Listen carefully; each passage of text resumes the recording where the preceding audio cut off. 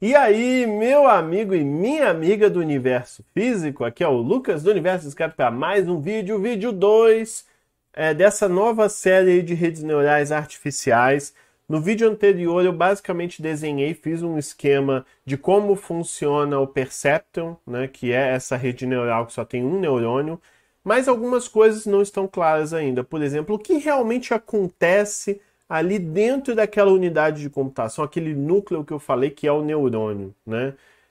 Vou explicar isso aqui agora, bem visualmente, para vocês. Vamos lá.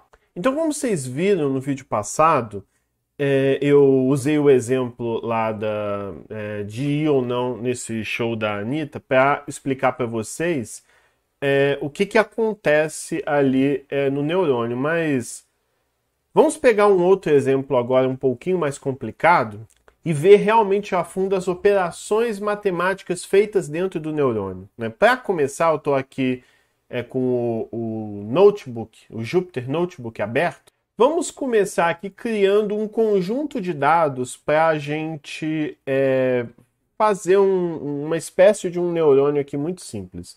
Vamos imaginar um exemplo, eu não estou muito criativo agora, mas imagina um exemplo que você quer, né, você tem um conjunto de pessoas e quer saber pela idade se a pessoa faria um seguro ou não. Né? Imagina um exemplo do tipo, você tem uma base de dados de pessoas e você quer saber, você quer prever se uma pessoa teria um seguro sim ou não. Né? Isso é importante, pois você pode, por exemplo, baseado nisso, oferecer um seguro para uma pessoa que tem alta probabilidade de pagar por ele. Né? Então, eu vou gerar aqui agora, aleatoriamente mesmo, é, um, um conjunto para a gente fazer esse exemplo, muito, muito simples. Lembra que no vídeo passado eu mostrei para vocês que a gente tem 3 neurônios de entrada, decidindo, por exemplo, se a pessoa tem dinheiro para ir para o show e tal. Você pode ter quantos neurônios de entrada você quiser. A questão é que neurônio de saída é um só, com o veredito, sim ou não. Pelo menos quando a gente fala do perceptron, dessa rede neural que só tem um neurônio, a única coisa que esse neurônio vai ser capaz de dizer é sim ou não para as coisas, mais nada. Né? Você só consegue coisas mais complicadas com redes neurais com mais neurônios artificiais. Então a gente vai ter, nesse exemplo aqui, você nem vai ter 3 neurônios de entrada, você vai ter um só, com a idade da pessoa.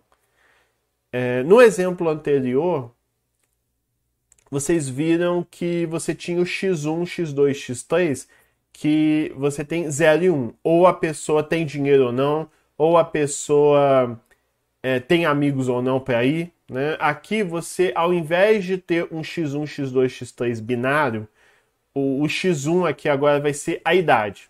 Pode ser desse jeito também. Então você vai ter a idade da pessoa aqui. Né? Então, vamos gerar esse código aqui. Então, o que eu fiz? Eu chamei o NumPy e a Matplotlib. A Matplotlib eu vou usar depois.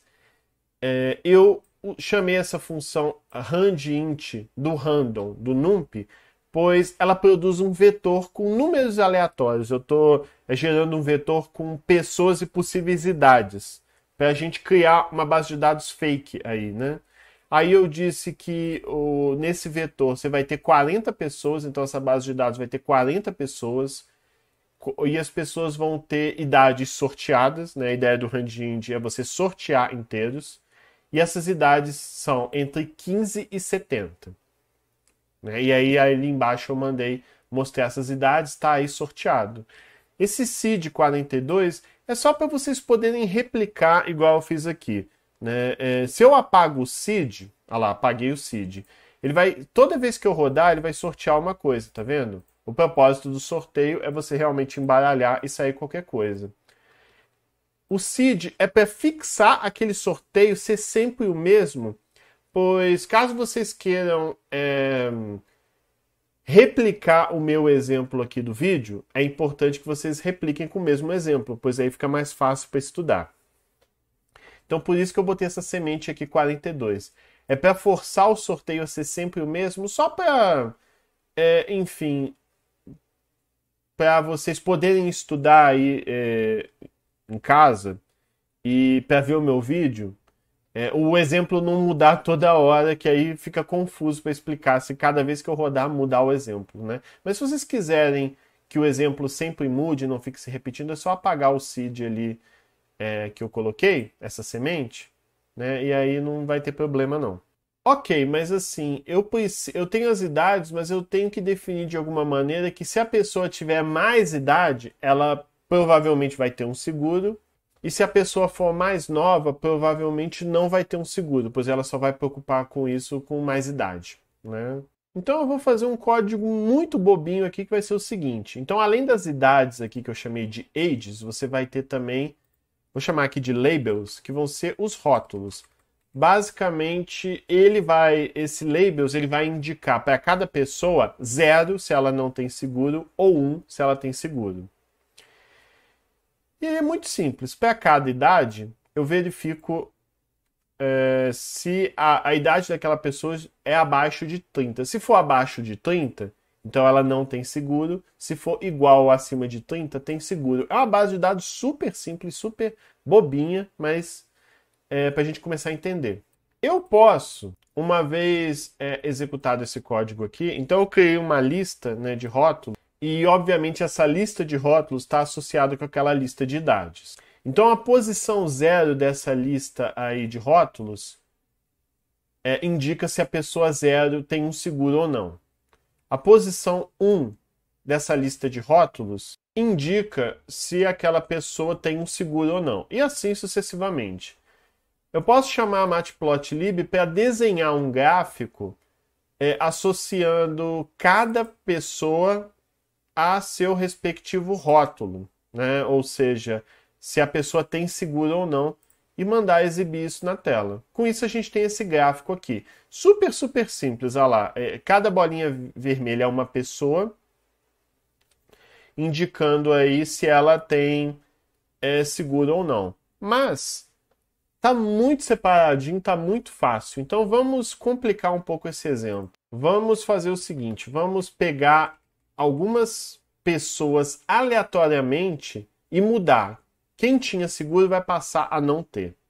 É isso que esse código aqui que eu botei faz. Eu vou pegar 4 pessoas aqui sorteadas, eu vou sortear 4 pessoas aí desse conjunto, e se a pessoa não tem seguro, ela vai passar a ter. Se ela tiver seguro, vai passar a não ter. É só para embaralhar um pouquinho, para não ficar tão separadinho, tão óbvio, né? Então vamos rodar aqui. Eu chamei de labels. Aqui, labels. Lá, deu certo, tá vendo? Tem essas pessoas aqui que têm mais de 30 anos e elas não têm seguro. Assim como você tem umas pessoas... se bem que aqui acho que em cima não fez diferença, não. Mas tudo bem, embaralhou aí algumas pessoas que têm mais de 30 anos aí e estão sem seguro. Então a base de dados fica um pouco mais realista, ainda que esteja muito simples ainda. Um jeito... Aí vamos responder a seguinte pergunta. Como que eu conseguiria criar um algoritmo que diz pra gente, baseado numa idade, se a pessoa teria um seguro ou não, considerando esse conjunto? Ou seja, imagina que eu tenho esse conjunto aí e eu quero criar um algoritmo que vai prever, baseado na idade, se a pessoa tem seguro ou não. Observa que não está mais tão simples agora, pois antes estava fácil. Passou de 30, a pessoa vai ter seguro. Mas agora eu já não sei mais, pois, tá vendo? Tem pessoas de 40 e poucos anos que não têm seguro. Como é que eu conseguiria criar um algoritmo que vai, baseado numa idade, prever se a pessoa tem seguro ou não, considerando esses dados? O mais simples possível é a regressão linear. Tem um vídeo que eu fiz no meu canal sobre regressão linear. Eu não vou explicar a regressão linear toda aqui, eu vou simplesmente botar esse vídeo na descrição para você assistir. Mas o que a regressão linear faz? Ela tenta produzir a melhor reta possível que passe por esses pontos. Olha lá, mas é uma missão impossível, pois uma reta é reta. Não tem como eu fazer uma reta que passe por esse conjunto de pontos, mas eu vou tentar, a regressão linear vai tentar gerar uma reta que melhor aproxima esse conjunto de pontos aí. Então eu vou chamar aqui o algoritmo da regressão linear que eu expliquei lá nesse vídeo. E uma coisa legal da regressão linear é que, como eu falei para vocês, ela retorna a reta que melhor aproxima esses pontos. E uma reta, pessoal, é matematicamente descrita pela equação, por exemplo, y igual a m vezes x mais b. Uma reta é descrita por essa equação. M indica para a gente o quanto essa reta inclina, enquanto o B vai nos dizer se essa reta vai subir ou vai descer. Tem até uma animação aqui que eu fiz que eu gosto muito que mostra isso. Um ponto, pessoal, eu vou mostrar essa animação aqui agora, mas o ponto é que esse model aqui, ele guarda informações dessa reta que melhor aproxima esse conjunto de pontos. Você vai ter, no caso, esse model.coef, esse coeficiente vai ser o m dessa reta, enquanto esse intercept vai ser o b dessa equação dessa reta aí, né? Aí, vamos só conferir uma coisa aqui, ó, o m e esse b. São esses valores. Aí só uma coisa, como esse m veio dentro de um vetor, eu vou botar aqui 0, pois para vir só os valores certinhos, né? Porque esse coef ele tem aquele valor m e outras coisas, é um vetor cheio de informações. Aí beleza, fazendo isso eu pego o m e o b separadinho, que definem essa reta que melhor aproxima esse conjunto de pontos vermelho aqui, e aí eu vou fazer uma coisa que vai organizar melhor esse código. Vamos botar aqui criando a base de dados. Aqui em cima vamos colocar predição usando regressão linear. E aqui vamos entendendo os coeficientes da reta. Assim, eu vou tentar... Eu adicionei um código aqui. Eu vou tentar resumidamente explicar, mas basicamente esse código aqui que eu acabei de botar, ele vai gerar uma animação para a gente entender o efeito do M. Eu vou aumentar o M com o tempo e ver como isso afeta. Eu estou usando o módulo de animação da Matplotlib, dá para você gerar animações bem legais. E aí eu vou gerar uma figura com eixos x e y, né? Os subplots são as janelinhas que eu consigo plotar, gerar gráficos. Aqui eu estou limitando o eixo x e o y a um determinado intervalo só para ajustar minha câmera, para o zoom não ficar nem perto demais, nem longe demais. Eu estou definindo o intervalo aí. E aí... eu vou inicializar uma variável aqui que vai servir... Basicamente, esse line é ele que vai variar... Porque eu vou desenhar várias retas agora, né? Eu vou fazer... eu vou mostrar para vocês aqui a equação... Vou variar o m dessa reta para mostrar o efeito que isso dá aí na equação. Eu vou até rodar isso já e vou mostrar para vocês e aí eu continuo a explicação, acho que vai ser melhor para entender. Eu estou gerando então um vídeo que vocês vão ver o efeito de modificar esse M aí e aqui embaixo eu vou exibir esse vídeo. Ah lá. Então, para vocês entenderem, essa é uma equação de uma reta básica e o que acontece se o M aumentar com o tempo? Olha lá, à medida que eu aumento o M, essa reta vai inclinando, né? Vai subindo, vai levantando, né? Tipo a pipa do vovô subindo, olha lá, é tipo uma pipa do vovô, mas no caso é a reta. Então todo esse código que eu fiz aqui em cima é para gerar aquela animação que vocês viram. O init, ele só inicializa essa reta, pois essa variável line aí, ela vai produzir a cada iteração várias retas, ela vai guardar a informação referente a essas retas, e o animate que a cada frame i, você vai aumentando devagarzinho o valor do m, e aí gerando essa animação aí e tudo mais. Esse setData, ele vai receber a informação de x e y, o x vão ser os valores possíveis dessa reta aí no eixo x, e o y, né, justamente vão ser os y dessa reta aí. Aí observa que y igual a m vezes x mais b é a equação da reta. A única questão é que esse b aqui é um b qualquer, eu não me preocupei com ele agora, pois eu queria mostrar para vocês o efeito do M, né, em toda essa estrutura aí, né? E aí, para você fazer uma animação na Matplotlib, você tem que dar a figura, que realmente onde tudo vai ser desenhado, o animate, que é o método que vai mostrar frame a frame o que vai acontecer, esse initFunc aqui, que só inicializa, né? Eu estou criando uma variável vazia de linha, e outras informações, quantos frames vai ter, o intervalo entre cada frame ali, se não me engano, eu botei 20 milissegundos. E o Bleach, que eu acho que o Bleach não tem efeito aqui agora, mas tem relação a você ir desenhando, né? Por exemplo, em cima de uma mesma imagem você desenha outra coisa por cima, mas isso não vai ter muito efeito aqui agora não. E o save que vai gerar esse MP4 aí pra gente. Então a gente entendeu aqui o efeito do M, agora vamos entender o efeito do B. Eu vou pegar aqui um código muito parecido com o anterior, mas ao invés do M ir variando com o tempo, agora eu vou fazer o B variar com o tempo aqui para vocês verem. E eu vou botar aqui embaixo esse código aqui que serve para basicamente pegar o vídeo que eu gerei e exibir. O B, ele tem o efeito de ir fazer a reta subir, né? Então, o papel da regressão linear aqui, basicamente, é achar o M e o B que melhor definem uma reta que passa por esse conjunto de pontos aqui. É basicamente isso que a regressão linear faz pra gente. E beleza, agora, de tudo isso, vamos entender o efeito, vamos entender ali a regressão linear daquele conjunto de pontos do seguro que eu estava explicando ali para vocês. Eu vou então novamente desenhar aquele gráfico como vocês viram.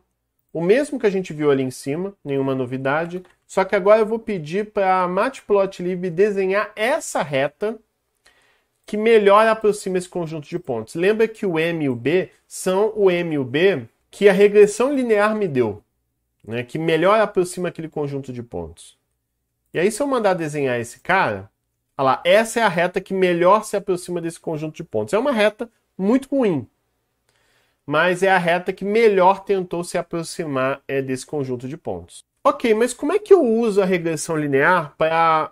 Como é que eu faço um classificador, melhor dizendo, baseado nisso, para melhor me dizer quando uma pessoa baseada na idade vai fazer um seguro ou não?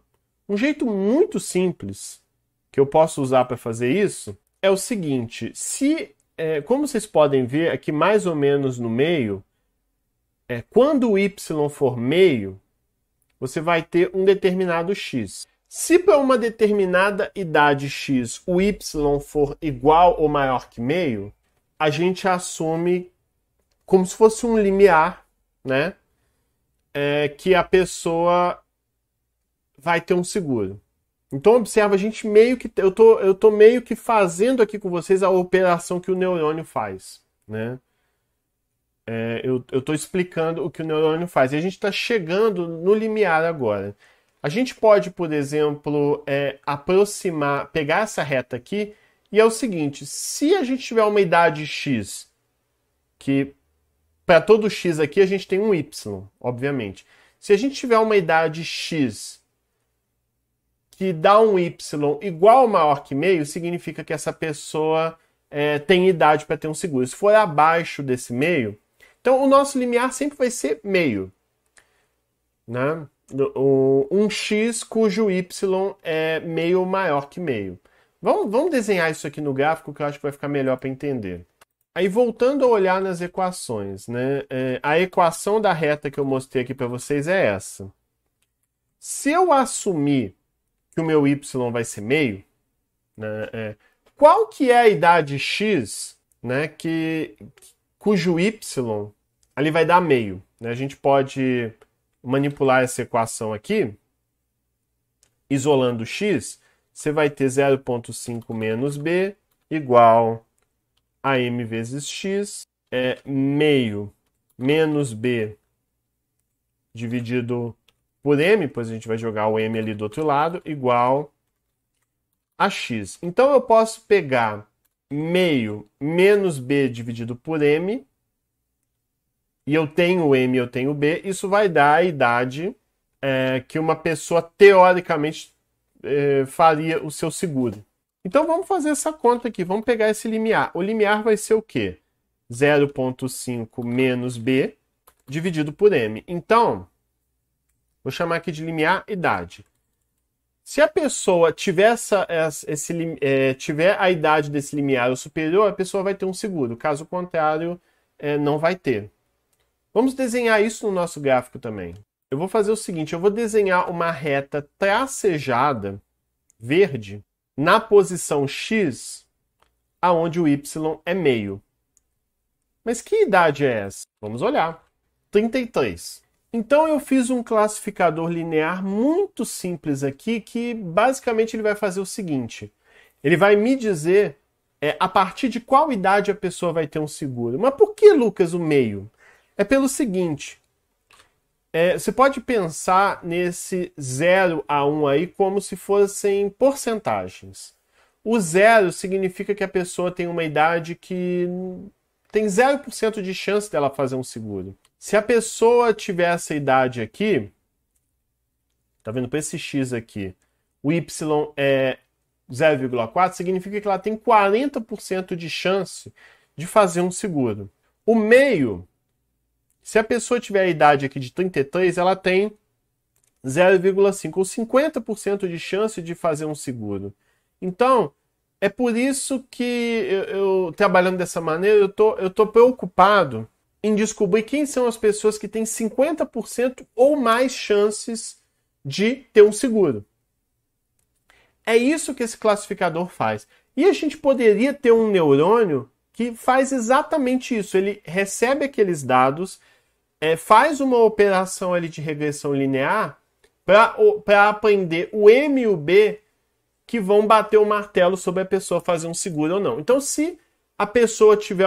Então, esse meu neurônio aprendeu a analisar um conjunto de dados de idade e definiu o limiar que separa quem vai fazer um seguro e quem não vai fazer o seguro. Então, meio que a gente fez na unha, na mão, o que um neurônio poderia fazer.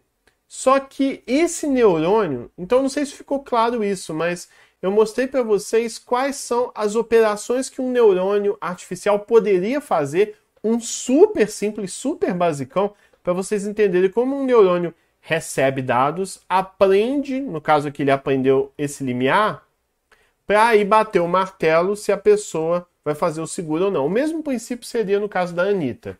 Ele poderia receber esses valores de entrada e aí calcular esse limiar para decidir, para classificar se uma pessoa vai para o show ou não.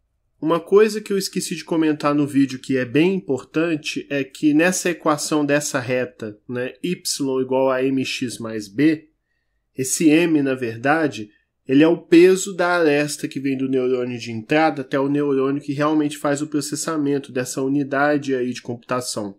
Igual eu falei no vídeo anterior, né, você tem o W1, que é esse peso do neurônio de entrada x1. Você pode assumir que esse M está fazendo o papel desse peso para esse neurônio de entrada, pois nesse vídeo você só tem um neurônio de entrada que informa justamente a idade. E esse mais B, dessa equação y igual a mx mais b, no caso da reta, esse B define se a reta sobe ou desce ali no gráfico. No caso do neurônio especificamente, esse B assume o papel do bias, aquela informação que não vai deixar a saída do neurônio ser totalmente dependente dos valores do neurônio de entrada. No caso aqui, você só tem um neurônio de entrada que fornece a idade, né? Mas você vai ter um outro valor que vai influenciar nessa unidade de computação desse neurônio sem depender apenas do neurônio de entrada. Então, esse B aí vai assumir o papel de bias no neurônio e influencia no gráfico da reta dessa maneira aí. A questão é que esse neurônio aqui, ele é péssimo. Por quê? Porque uma reta, essa reta não tem nada a ver, não aproxima em nada esse conjunto de pontos. O ponto é que a função, a equação da reta mesmo, essa função aqui, ela é péssima para isso. E se a gente tivesse, pessoal, uma função que passa mais ou menos por esses pontos, será que não tem uma função melhor para isso? E tem. Uma função que é muito boa para isso é a função logística, né? Eu vou mostrar aqui para vocês agora a função logística. Vocês vão bater o olho nela e eu acho que vocês vão concordar que ela é muito melhor para isso do que essa aqui que eu mostrei para vocês. A função logística, pessoal, ela é um pouco difícil de visualizar. Eu vou aqui abrir rapidinho o Paint para vocês verem, mas a função logística é o seguinte. Como é que ela é?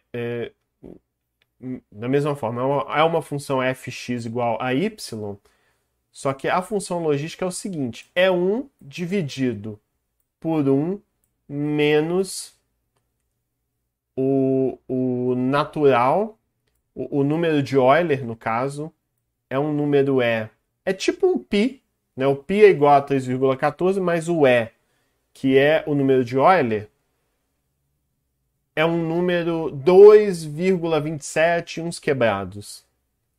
Né? Menos elevado a x. Aí vocês vão falar, caraca, Lucas. Aliás, minto, é 1 mais elevado a menos x. Desculpa, tá, gente? Estão repetindo aí. É 1 sobre 1 mais elevado a menos x. Aí vocês vão falar, caraca, Lucas, que doideira é essa? A questão, pessoal, é que essa fórmula, ela gera um tipo de gráfico muito interessante que eu vou mostrar para vocês agora. Eu vou criar aqui uma função sigmoide que vai aplicar... Ó, esse cara aqui é esse cara que eu acabei de fazer no Paint para vocês. Ó, é 1 dividido por 1 mais elevado a menos x, no caso ali que chamei de item.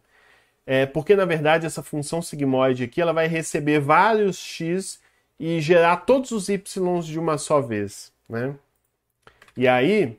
Vamos fazer o seguinte, eu vou gerar um intervalo de x aqui de menos 10 até 10, de 0,2 em 0,2, então o x ali ele vai gerar um intervalo, um vetor, no caso uma lista. Então aqui não está muito fácil de ver, mas basicamente o que eu gerei aqui é uma lista de elementos, menos 10, menos 9,8, menos 9,6, menos 9,4, menos 9,2, sempre de 0,2 em 0,2, até chegar 9,6, 9,8 e 10. Eu estou gerando um intervalo de vários x para jogar nessa função sigmoide aqui e gerar esse gráfico aqui. E olha que função linda, gente. Essa função passa mais ou menos, é praticamente uma função que nasceu para fazer isso aqui, né? Para passar por esses pontos.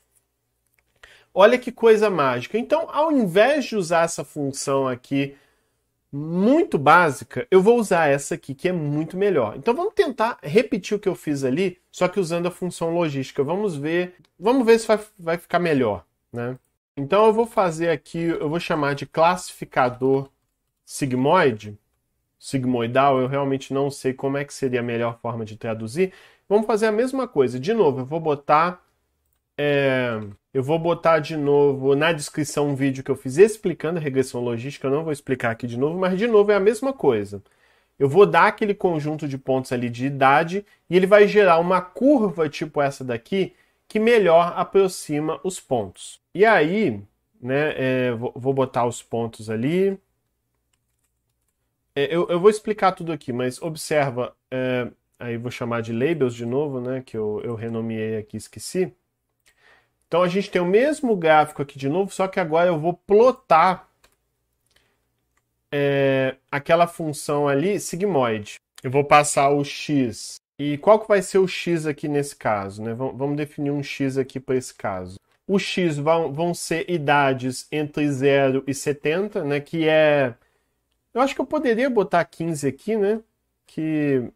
Eu vou botar 0 para vocês verem a curva lá da origem até atingir 70 anos, pois é o intervalo de idades ali que eu estou usando para o meu exemplo, variando de 0,1 em 0,1.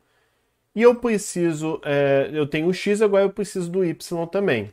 O y vai ser a função sigmoide da reta. Como assim, Lucas? É pelo seguinte, a regressão logística também vai me dar uma equação da reta. Então essa regressão logística aqui, ele também vai me dar um m e um b que define essa reta. A questão é que eu não vou só usar essa reta, ponto e acabou. A regressão logística, eu vou definir uma reta que melhor aproxima esses pontos e aplico ela na função logística. Então, é como se fosse uma regressão linear seguida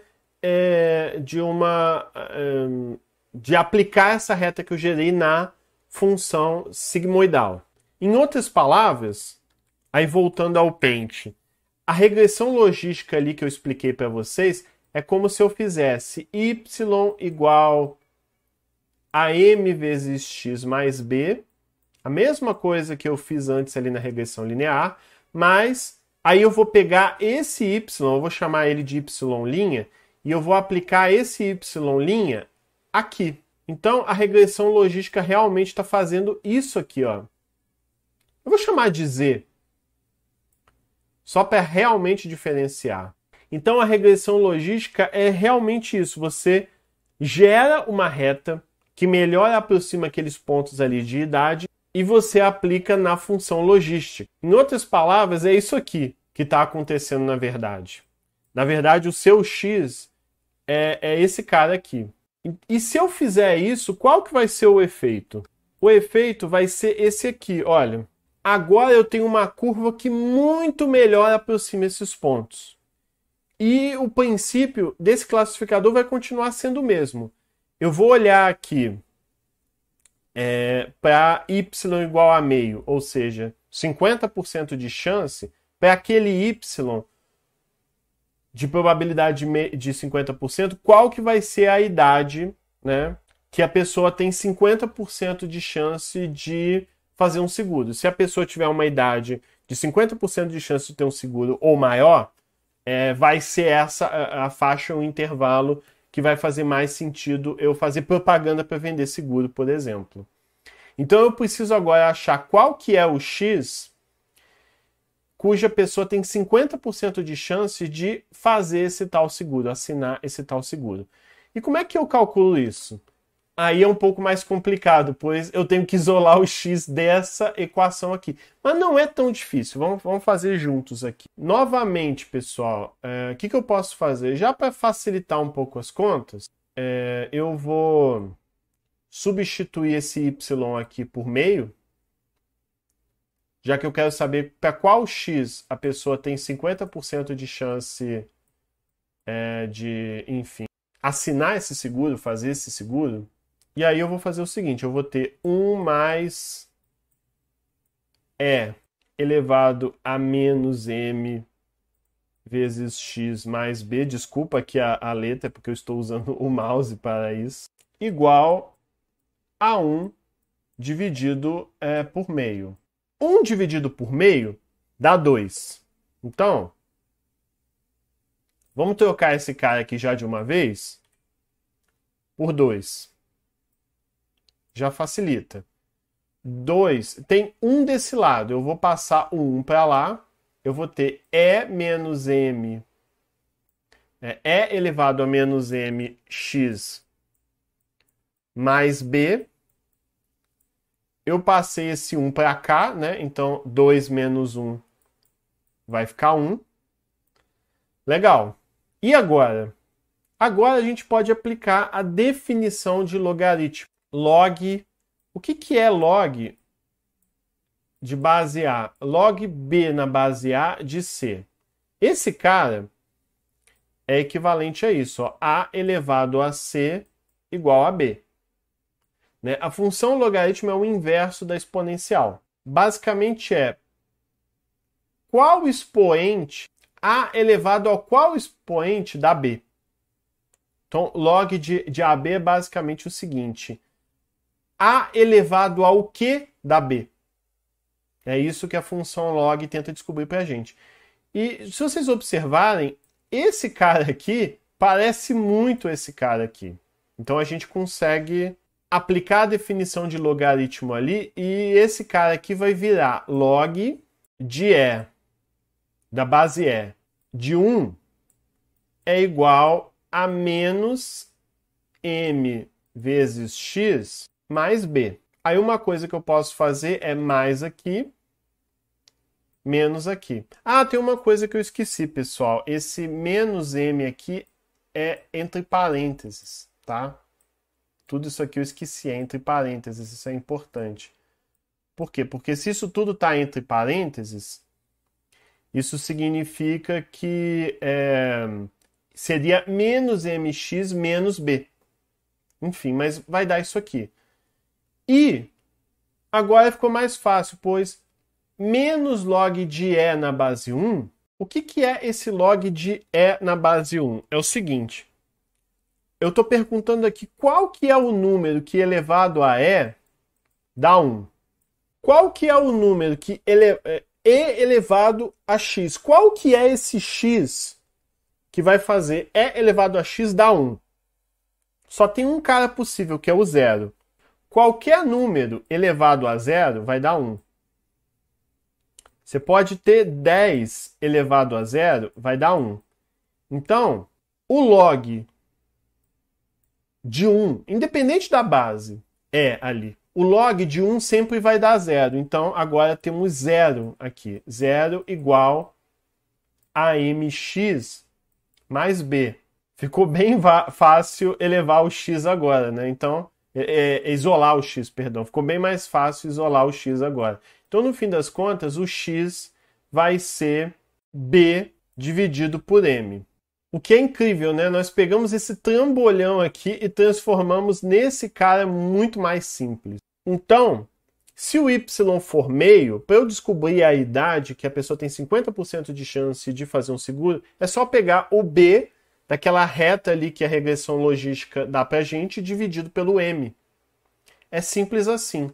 Então, voltando aqui, qual que vai ser o limiar agora que eu preciso? O limiar da idade aqui para esse caso vai ser o b dividido por m. A única questão que a gente tem que tomar cuidado é que esse b ele pode vir negativo, tal, então a gente tem que aplicar o módulo, que seria o ABS, o absolute. Ele vai pegar, se aquele valor ali der negativo, ele vai transformar em positivo para a gente. Pois não faz sentido uma idade negativa aqui no caso, né?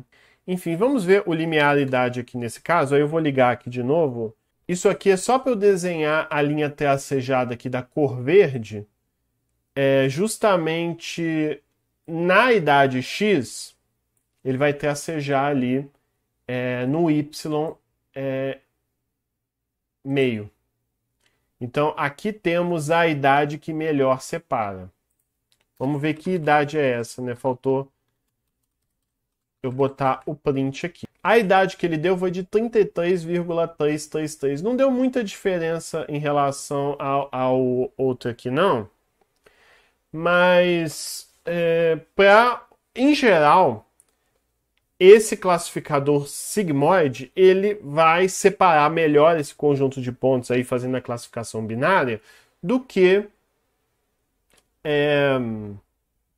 o classificador linear ali que a gente fez. E basicamente isso que fizemos é o neurônio. Esse classificador aí, sigmoide, é o que o neurônio faz. Então, o que o neurônio, no perceptron ali, basicamente faz é receber um conjunto de dados, aí ele vai fazer a pré-ativação, que é calcular essa reta que melhor aproxima esse conjunto de pontos, descobrir o m e o b que melhor aproxima esse conjunto de pontos, e depois ele vai pegar essa reta e aplicar na fórmula que eu mostrei para vocês da função logística. E aí, nessa função logística aí, você vai ter de novo o m e o b que melhor separaria, né, dentre as pessoas que fazem o seguro e não fazem o seguro. Reiterando novamente, pessoal, que esse M e esse B que a gente obteve na regressão logística vai ser o peso desse neurônio de entrada que fornece a idade e o bias ali do neurônio. Então, dessa forma que a gente aprende essas informações para essa rede neural simples que a gente está trabalhando. E o limiar sempre vai ser, pessoal, em relação ao y igual a meio. É isso que o neurônio artificial básico faz, né? Ele, na verdade, essa reta que ele faz é multiplicar cada neurônio de entrada por seus pesos, né? Pelo menos é isso que ele faz no caso de um exemplo que só tenha um neurônio de entrada, que foi o caso aqui. Então, aí eu vou desenhar aqui rapidinho. Então, com tudo que a gente viu, o que o Perceptron faz, o que esse neurônio aqui efetivamente faz, é o seguinte. Ele vai multiplicar cada x1, x2 e x3 aqui por cada peso. Isso eu até falei no vídeo passado, é a pré-ativação. x1 vezes W1 mais x2 vezes W2 mais x3 vezes W3 mais o B, que é o bias que vem aqui. Isso, pessoal, nada mais é do que a descrição de uma reta mesmo. Como se fosse uma regressão linear ou uma regressão linear múltipla mesmo, tá? Isso foi o que fizemos aqui nesse classificador aqui, a primeira etapa, né? Então, essa multiplicação aqui dessa informação de cada neurônio de entrada, nesse exemplo que eu mostrei desse vídeo foi um neurônio de entrada só, isso é basicamente uma regressão linear, se for simples, se for só um neurônio de entrada, ou uma múltipla, se forem muitos neurônios de entrada. E esse cálculo, depois, ele vai ser aplicado na função logística, que aí, nela que realmente você vai aplicar essa ideia do limiar para verificar se está acima de 50%, está acima de meio. Se você tiver acima ou igual a esses 50%, a esse meio, isso significa que o neurônio vai propagar, vai ativar dizendo sim, ok. Abaixo disso ele vai propagar dizendo não. Vai à festa, não vai à festa, vai assinar o seguro, não vai assinar o seguro. Então a gente meio que fez na unha o que um neurônio básico aí do Perceptron faz. E basicamente é isso, pessoal. Essa é a intuição por trás do neurônio artificial básico. É óbvio que as redes neurais artificiais hoje em dia não usam mais a função logística, né? Existem outras funções bem melhores hoje em dia, mas para você começar a entender é importante começar por elas. E eu acho que até por essa explicação você consegue entender por que o Perceptron é equivalente à regressão logística, pois o que fizemos ali foi basicamente a regressão logística. Você pegar um conjunto de pontos passando por uma função logística e eu verifico se aquela amostra X, o seu f de x, o seu y for igual ou acima de 0,5, então vai ser sim, caso contrário vai ser não, né? Pelo menos dessa forma aqui binária, o que ele vai responder é justamente, a saída vai ser sim ou não, vai ser um classificador binário. O classificador binário é justamente isso, né? Dizer sim ou não para uma amostra, para um conjunto de dados. E é isso, gente, valeu. Torne-se membro se você gosta do meu conteúdo aí e muito obrigado.